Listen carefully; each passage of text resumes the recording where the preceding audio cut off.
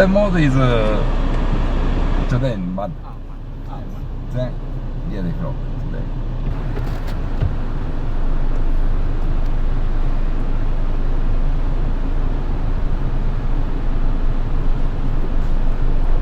Hai cân tư.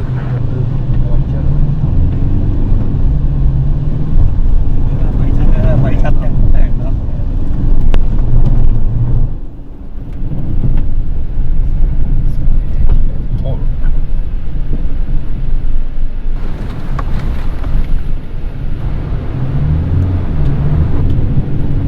Giảm sóc đấy. Chỗ này không bị dội lên, to tí to hơn. Trong cái giảm sóc to. Thì chỉnh cả hệ thống treo luôn.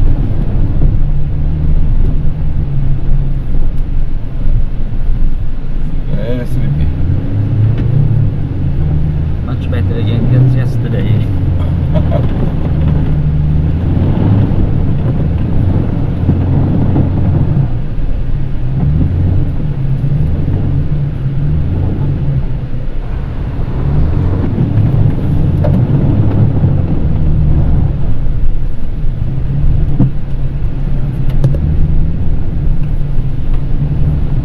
Năm 2016 em nghịch cái kiểu này xong rồi sau nửa tiếng đi về không biết một cái cản của con chi tông rơi đâu, đi tìm chết luôn, chả biết quẹt một cái chỗ nào. Up. Yes.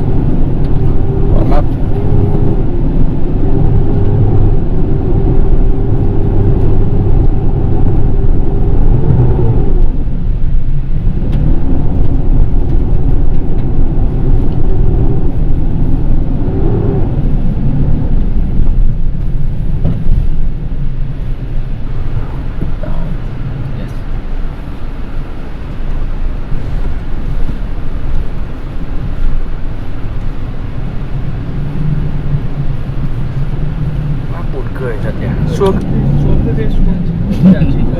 Chả chịu dùng cái tính năng dốc gì cả. Mình sẽ có bay ở đây. Mình sẽ bay ở đây, cầm chắc máy. Jump a little bit. Good. Yes. We fly.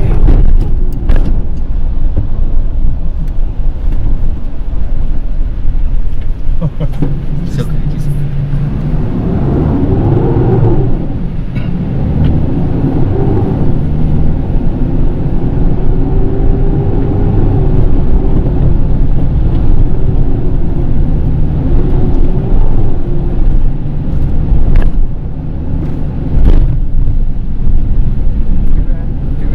Cái đường này lại khoảng bao nhiêu cây?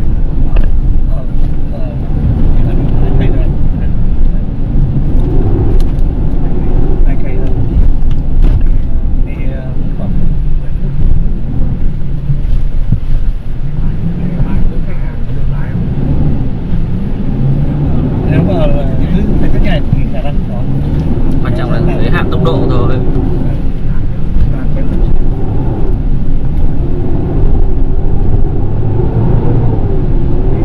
Đi hết vài màu được một vài màu thì nó vẫn sướng. Thế là sẽ đi đây mà ra. Yes. Amazing car.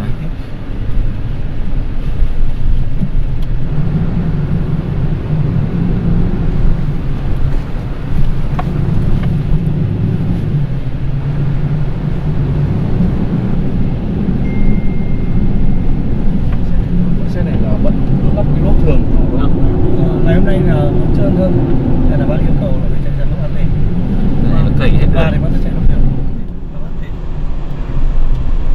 Về mặt này là khi mà mưa mà ngớt Very deep here. xe lại. Yes. Yeah, yeah, yeah.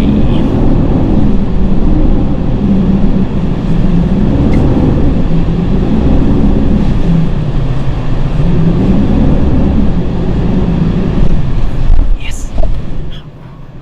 Not much.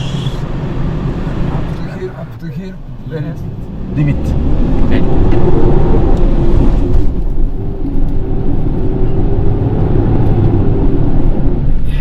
Ai bảo chân to không có lợi. And bigger. Ok. Con này nó dội êm hơn mấy con còn lại. Rơi Raptor thì không chắc lắm nhưng mà